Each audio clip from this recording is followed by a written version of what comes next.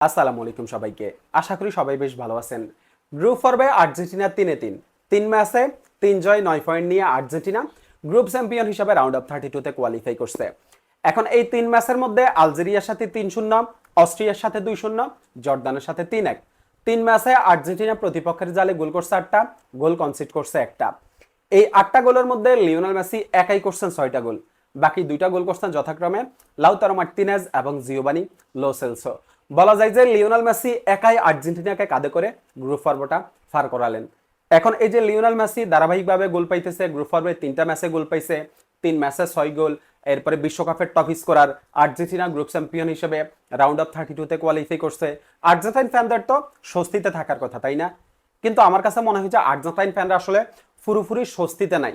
কারণ আমাদের 2 goal machine, আমাদের 2 নাম্বার 9 লাউতারো মার্টিনেজ এবং হুলিয়ান আলভারেজের গোল না পাওয়াটা আর্জেন্টাইন ফ্যানদের জন্য বড় দুশ্চিন্তার কারণ। 3 ম্যাচে লাউতারো মার্টিনেজ একটা গোল করছে জর্দানের সাথে, সেটাও কিন্তু পেনাল্টি থেকে, কোনো ওপেন প্লে থেকে না। এই যে আলজেরিয়ার সাথে স্টার্ট করছিল লাউতারো মার্টিনেজ, সাব হিসাবে নামছিল হুলিয়ান আলভারেজ। এরপরে হচ্ছে অস্ট্রিয়া ম্যাচে স্টার্ট করছিল লাউতারো মার্টিনেজ, সাব হিসাবে নামছিল হুলিয়ান আলভারেজ।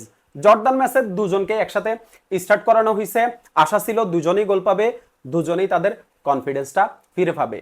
কিন্তু লাউতারো মার্টিনেজ একটা গোল ফাইলেও পেনাল্টি থেকে। হুলিয়ান আলভারেজের পারফরমেন্স ছিল আসলে খুবই হতাশাজনক। এই যে 3টা ম্যাচেই হুলিয়ান আলভারেজের পারফরমেন্স খুবই হতাশাজনক ছিল। এখন নকআউট স্টেজের ম্যাচগুলা কিন্তু গ্রুপ পর্বের ম্যাচগুলোর মতো হবে না। নকআউট স্টেজের ম্যাচগুলা অনেক কঠিন হবে। এখন লিওনেল মেসি গোল পাইতেছে, কিন্তু লিওনেল মেসি তো প্রতিটা ম্যাচে গোল পাবে না। আর লিওনেল মেসি যে ম্যাচে গোল পাবে না, সেই ম্যাচে তো দায়িত্ব কাউকে না কাউকে নিতেই হবে। সেই দায়িত্বটা আসলে নিবেন কে? সেই দায়িত্বটা নেওয়ার কথা হচ্ছে হুলিয়ান আলভারেজ এবং লাউতারো মার্টিনেজের, কিন্তু গ্রুপ পর্বে তারা সেই দায়িত্বটা নিতে পারেন নাই।